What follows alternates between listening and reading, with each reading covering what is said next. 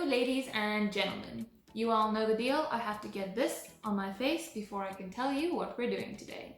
It has been a while since I've tried a different type of makeup style. It's actually been a while since I've done my makeup at all, courtesy of the exams, but I thought I would try and do a cottagecore inspired makeup look. Now, I'm by no means an expert on how to do this, so I have my laptop in front of me and I've got some web pages open so I can tell you all about it. I would say sorry for if you can hear my laptop, but the last time I was recording, you couldn't hear her when I wanted you to hear her. Yes, I'm still using the original Lila, I'm not using the new one yet, I haven't set her up yet. So apologies you can hear my computer running, but I'm hoping you can't. Now for this, I'm going to go in with concealer. I'm not going to go in with a full face of foundation. And that's because from the pictures I can see Cottagecore kind of focuses on more natural things and more natural looking makeup and lighter colors, natural colors. Pretty much the opposite of heavy contouring and highlighting. Cute. So as I start blending, let's see what Wikipedia says Cottagecore is. And yes, I know if you've ever had to do any type of research ever, your teacher probably told you that Wikipedia is not a reliable source and you're not supposed to use it. And the reason for that is that people can technically edit it and it doesn't go through peer reviewing the way research journals do. But then again, neither do most websites, so I'm gonna go with this for today. And if you're ever doing research, I'm not saying you're supposed to use Wikipedia, but it's a good place to start. It gives you a good general idea of the topic so that when you get to the more intricate stuff, you actually know what you're talking about and don't have to try and decipher the more intricate stuff. But Wikipedia says that cottagecore is an internet aesthetic, also described by some sources as a Gen Z subculture, and is a culture that celebrates an idealized rural life that developed in the 2010s and then it kind of became a thing on Tumblr. It values traditional skills and crafts such as foraging, baking, and pottery. And it is related to other nostalgic things like grandmacore and fairycore, apparently. They also say it's an aspirational form of nostalgia, and that it became a thing due to lockdown, actually. And yeah, it did become a lot more popular at the beginning of lockdown, especially with TikTok and all that. And Vox said it is the aesthetic where quarantine is romantic and not terrifying. That's one way to look at it. The way I see it is kind of that it rejects the modern idea that you always have to be busy and you always have to be doing something, and if you're not producing something, you're not using your time properly. Which is a consequence of number one, we're very connected, so people can reach you immediately and tell you, you have to do this, you have to get this done. And number two, you can always show what you're doing, so you feel like you're continuously seeing what other people are doing, so you continuously have to show what you're doing. Cottagecore doesn't do that. They do the opposite. They're like, let's just chill, make a bread, maybe read a book. Oh, and I almost forgot, another name for it is farmcore, which I think really does support the idea that it's minimalistic, that's a little bit more basic, that it's not that bright and funky and out there. That is something a lot more associated with city life. Cottagecore is kind of what I imagine when I think of the phrase that you sometimes have to just slow down and smell all the flowers, or stop and smell the roses, something like that. And I have been very busy as of late, and I can do with some relaxed vibes. So for the face, I kept it pretty light. That's why I only went in with concealer, and then I set it all with the powder foundation. And I brushed out my brows. I don't think I'm really gonna go in and fill them in properly, even though I'm in the mood to put some pomade on my face. I haven't done that in a while. But for now, because I want to keep it natural looking, I'm just going to be filling in a few of the bald spots so it looks a little bit more uniform. And I remember I heard beauty YouTubers say that before I had my own channel. I think Kristen Dominique used to say it a lot. And I was like, what does that mean? How can you just fill in the bald spots? You'll then have spots that look different from the others. But actually, no, you don't. Your eyebrows are kind of a mess of texture. So if you just add a little bit of shadow to just straighten out a line, it just meshes in with that texture. Sure, if you were to look really close up, you'd be able to tell here's a shadow, there's not a shadow. But the easiest way I found to keep it looking natural is to only really put your product where you don't really have brow hairs. Otherwise, if you're going to have product where you have brow hairs, that's going to look different from the other areas where you have brow hairs and no product. And also work with almost nothing on your brush and use your lighter shade. And now this eyebrow actually has a tail. I tweezed my eyebrows yesterday and I went a little thin on this side compared to this side, so now I have to compensate and pretend I actually have a tail on this side. But it looks so much better having like lopsided tweezed brows than it does to just have untweezed brows. That's not my favorite thing. Anyways, onto blush. I looked at a bunch of pictures that you get if you look up Cottagecore makeup on Google, and there seems to be a lot of it, but not thick. So I'm gonna take this color. It's more of a little rosy type of color. I have a pale pink as well, but I think this one's a little bit more appropriate. And I'm gonna apply it like all over my cheeks. Like this whole area seems to have blush on it, but not a lot. That's why like it looks like there's a lot of blush because this whole area has it, but it's not layered on thick. I don't think I've applied blush like this since I was a kid. I remember my mom had this big makeup brush, probably bigger than this one, and it was a white handle and then white bristles with like pink or red at the end. And I think my mom used it for blush. I don't know, my mom doesn't really use much makeup. But she always had it sitting on a dresser and it was so soft. So we'd always like just smoosh it on our faces. So I would just go like, yeah, applying blush. But other than that, I didn't actually show any interest in makeup as a kid. The more you know. I also think I'm seeing a little bit of pink on the nose, but I don't want it to be too much. So I'm gonna use my blush and a flat yet fluffy brush. I'm gonna use it to contour this part of my nose a little bit. That way I get to incorporate the color and slim down my nose a bit at the same time. But I'm literally just gonna do it here. I'm not gonna drag it all the way up the side of my nose. Don't wanna be too pink. I also see a lot of like blush all across the face, but I think that's because this is kind of associated with more youthful things, childhood, innocence, happy and calm vibes. And that's something you can do to make yourself look younger. And I think that's why I'm seeing a lot of it. But I'm also liking a lot of blush. For highlighter, I'm going to be using this Revolution palette, and that's because these highlighters are less shiny than my other ones. And I'm seeing a lot of glow in all of these pictures. So I'm going to pick up a lot of it like this, and I'm going to start on my nose. Make sure it has its shimmer going on, but as you can see, it doesn't come off that bright. So I'm going to pick up some more lightly, kind of all over my cheek like this. I start right after picking up the color here where you usually apply highlight, and then kind of just swoosh it out. So the majority of the color goes where you usually would put it, but then you get just a little bit of highlight and everything else. Get a little bit of that dew going.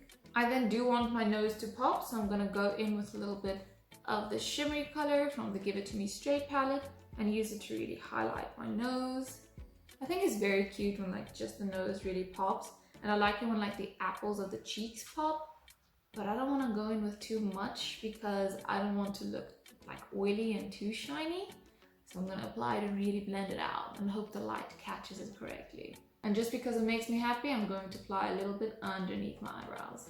Now for eyes, I'm seeing a lot of florally things, a lot of nature themed things, a lot of mushrooms actually, and bees and things like that. I'm also seeing a lot of fake freckles, but I have done that before, so I'm not going to do that today. But what stands out to me most of this fresh look that everyone seems to be going for is that people tend to steer away from eyeliner. And yes, I understand that eyeliner is quite bold, it really stands out, that's kind of the point. The lines are straight and harsh, and that kind of goes against the soft vibes we're going for. So unfortunately, eyeliner is out today in the traditional sense. But I'm still planning on using eyeliner today. But before that, you're gonna need something sticky. I'm going to use this jelly eyeshadow of mine. It works quite well. I'm sure you can also use an eyeshadow base or anything else like that. Or if you just have an eyeshadow that actually gives off well, if you just stamp it into something, that'll work great too. Ideally, I would recommend that you use colorful liners, but I have none of those, so I'm not going to expect everyone else to have them. So I'm going to try and give you an alternative today. And what I'm going to do is I'm going to draw small little flowers, very simplistic, right here in my crease instead of doing eyeshadow. But before I forget, and before I do that, I do want a little bit of shimmer on my lid. So I'm going to pick up that same highlighter shade I used, a small bit, and touch it on my eyelids and just kind of wash it over the whole area so that that has a little bit of shimmer as well. I have like my laptop and my mirror and my camera and my makeup and so many things to look at today. I feel like I'm not looking anywhere enough. Also, I have my camera set up in a different way today, so hopefully I can record in better quality, but now I can't see myself anymore, so the camera kind of like falls away. I just look in the mirror the whole time. It's an adjustment, we're trying. So the brush I'm going to use today is a tiny detail brush like this because I want to make very small details, and I'm going to use the back of it first. I'm going to take the back of it and I'm going to dip it into this jelly, right there so that I can use it to stamp the jelly onto my face. Gonna make one right here, nice and close to the front. One little distance away from it, another one right there, and a fourth one. I don't think, actually I do want a fifth one. Right where the end of my brow would hit if it were to continue. So 1, 2, 3, 4, 5. This jelly shadow of mine gives off a little bit of glitter. You're not gonna see it afterwards, but right now it's helping me pinpoint where it is so I can see where I made the dot. If you won't be able to do this, it might help to go in with the eyeshadow immediately after dotting it on. Otherwise, you're gonna lose track of where it is and you're gonna have to go looking for it. But let's try and make sure 4 of them are roughly in the same place. That one's a little close, but that's okay. Now I'm seeing a lot of warm colors, a lot of fall colors, lots of things like yellows and browns and tan colors, a little bit of like deep reds as well. But I want a little bit of brightness in there, so I'm going to work with orange, pink and blue today. And I'm just gonna dot them in that order. First up is orange, so I'm gonna dig my brush in there and then I'm gonna just stamp it on to where I applied the jelly. I just want a neat, tiny little dot.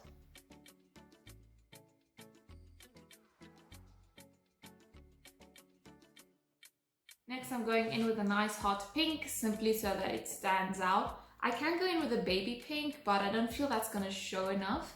So I'm gonna go in with hot pink instead.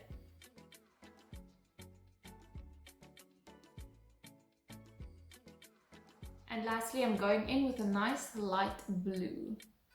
Kind of just break up the pattern a bit. And I think that's the quickest I've ever done an eyeshadow look with 3 bright colors. This kind of reminds me of those dots everyone used to make on their faces at like school athletics day and stuff like that. And I remember, right, we had like a swimming event or something and everyone was painting their faces and I really wanted to get those dots done. So I asked this one chick in my class who was running around with the face paint, can she paint my face? And she's like, yeah, sure, what do I want? And I said I wanted the dots. And she's like, do you really want to be that basic? And I was like, you know what? I do. Because it would make me happy. And I know people often say you're supposed to avoid being basic, but honestly, if you enjoy it, go ahead and do it. That's kind of the whole thing behind all these aesthetics. If you want to be cottagecore, if you want to be an e-girl, if you want to be goth, if you want to do drag, if you want to do any of the other things I've done, you're ultimately supposed to do what you enjoy doing. Otherwise, what is the point? Makeup is way too expensive to buy to do it just because people think you have to. Now it's finally time to move on to the eyeliner. And this part, I'm a little worried about. I did it on my hand, that's why I have scribbles here. I'm going to try and make little flowers with this. But I'm going to bring my mirror nice and close. And I'm going to try my best to make sure I don't smudge it by blinking. So I'm going to look down so I don't feel the need to look up and blink and ruin it. But before I do all of them, I'll explain how I'm doing it. I'm going to give it 1 line at the top, 2 at the bottom, and then 2 at the sides. Now you have a very simple, small flower, and now I'm going to do all of them.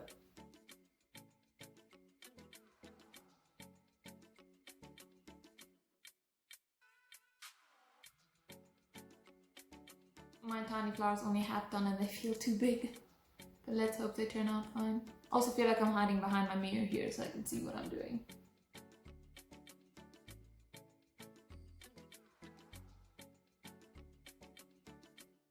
No! There's a dot where there shouldn't be a dot. We're gonna make that intentional now. You know, from a distance, I don't hate them. If you look at them individually, you're gonna see, yeah, no, they're not that cute. But looking at them all together, they all roughly look like flowers, and I'm okay with that. But now we have to deal with that dot over there. And so I'm just gonna make little dots between them. I did it on my hand, so I'm gonna pretend I meant to do that. And I'm gonna place one there. One is there, one here, one up here, down here. Yeah, that's a tiny one. And up there. That works for me. What I think it was Bob Ross who always said, happy little accidents. I'm going to apply some more of this highlighter in the inner corner of my eye, just to open it up a little bit. It does look pretty open. I thought I was gonna hate it because number one, there's nothing on the lid, there's nothing on the crease, everything's kind of just above it, and I'm not even gonna get eyeliner to make it a good day, but I am not against it. I have seen other looks, they're more like graphic eyeliner than cottagecore, where people just have like a line up there and I'm like, why? What are you doing? What is the point of it? Especially if you have nothing else going on your lid. But if it's like this, if it's decorative, I like it. I'm going to curl my lashes for this because this is not the place for falsies. We're embracing what we naturally have. And I naturally have a harder time curling my left lashes than my right lashes, and I do not understand why. For mascara, I'm either seeing just a little bit or like spider legs. Not clumpy, but they kind of stick together. So I'm first just gonna go for the little bit look and see what I think of it. And of the pictures, I'm seeing there's also some lower lash mascara going on, just as much as there is on the upper lashes. So if you don't want too much at the bottom, oh no. It's not my day for making black dots, now is it? I don't know how I'm gonna make that one look intentional, but it's okay. I know how to take mascara off. But what I was saying was if you don't want too much mascara on your lower lashes, tone it down on the top ones. Now onto lips, you want light and bright pinks and gloss. So liquid lipsticks that dry matte are not gonna work for you here, which means like half of my collection is not applicable. But I'm gonna go in with this Essence Velvet Matte Lipstick in the color number 3, and I'm gonna kind of touch it to the middle of my lips, get the color going there. Pouty lips really seem to be in, so for that reason, I'm putting the dark color in the middle, but I'm not gonna take it to the corners. Then I'm going to use this LA Girl Flat Velvet Lipstick in the color Sunset Chic. It's a nice bright coral color. I'm gonna touch it over the edges of that to the corners of my lips. And you're gonna see me bouncing it. The point of bouncing it instead of dragging it is something I can show you in my hand. If I bounce it, it just gives off like a little bit of color, where if I drag it, it comes out a lot darker. I don't want anything that defined. And now I just stamped makeup all over my table, but I just want that hint of a bright color instead. I'm going back and forth to try and get the color right, so I'm going to use this design crayon in the color Vogue. Put it in the middle of it. You know, the tiniest touch of red was actually what I was missing. Really brighten it up. That's a lot for the color I was going for. And then because I want to pump up the gloss factor, I'm going to go in with a clear gloss. This is the Essence Shine Shine Shine Wet Look Lip Gloss. And now that is what I was going for. I actually want a lot of gloss today, so I'm not going to smear it all over my lips. I'm instead going to apply some lip gloss all over my lips. Like usually I'd only put a little bit at the top or at the bottom and then go to get it everywhere. And then back to that mascara smudge that we all forgot about. I'm just going to use my spoolie and scratch at it now that it's properly dry. It's not going to smudge. Instead, it's just going to scratch right off. Look at that magic. I'm also going to curl my lashes one more time. And I'm going to apply some mood liner. Usually I would just stick the pencil in my eye and draw on it like that. But then it catches at the base of my lashes and then you can see the color there. So for today, I'm just pulling it down. And then this is it so far as the makeup. I'm gonna go on and do some hair. I really want some setting spray right now, but someone on Twitter told me that setting spray and eyeliner that comes off with water is not a good combination, so I'm not gonna risk it. I got some delicate stuff going on here today, even though I've never smudged my eyeliner with my setting spray, but watch it happen today. So, from everything I'm seeing half updos actually, and I'm actually a step ahead when it comes to that. I have my hair in a half updo and I just put it up with a clip. The only thing I'm really missing is bangs. It seems like bangs are very popular in this aesthetic. But instead, I'm gonna puff out the braids I have here. They're very tiny right now. Try and give this a little bit more volume. And then that should be it. I'm also going to pull out some pieces here at the front, kind of frame my face a little bit. Something I do have going for me is natural, kind of wavy, messy hair. The air dried look seems to be very popular. But unfortunately, sunglasses kind of scream city life. So I cannot wear these today. And in terms of clothes, any type of light, earthy toned clothes is what you're gonna go for, such as this top I'm wearing right now. It's not quite the cut. They tend to have like loose fitting, softly flowing type of dresses and outfits like that. This is the closest thing to cottagecore that I have in my closet. Another thing that's very popular is knitwear in the same colors and a lot of muted florals. But then this is the final result. I feel surprisingly cute. I'm proud of the little flowers / starfish things I drew. I like the lips. I think it's pretty cute that it's all shimmery, which who knew I'd be saying that? I tend to stay away from gloss. Plus, it's the added bonus if I get to embrace the fact that my hair is messy and I didn't actually do it today. This is actually what it looks like I slept with it in a braid and then the braid just fell out during the day. And then this used to be all wavy this morning, looked pretty dramatic, but now it just looks like this. And it's perfectly suited for this situation. It's not very me, I'll give you that much. I won't likely be doing this again, but I had a lot of fun doing it today and I'm very glad I tried it out. But then this is it for today. Thank you so much for watching. I hope you enjoyed this video as much as I enjoyed making it. If you did enjoy this video, feel free to scroll down a little bit, hit that like button so it goes blue. And when you do that, more people are likely to find my videos, which does me very well. And then if you scroll a little bit further down, you can hit the red subscribe button if you haven't already, and it'll go white. And then you'll get to see what else I get up to. And I think the next thing I'm filming is related to my hair, actually. Anyways, like I said, this was it for today. Thank you so much for watching, and I look forward to seeing you again next time. Bye! I'm instead going to apply some lip gloss all over my lips.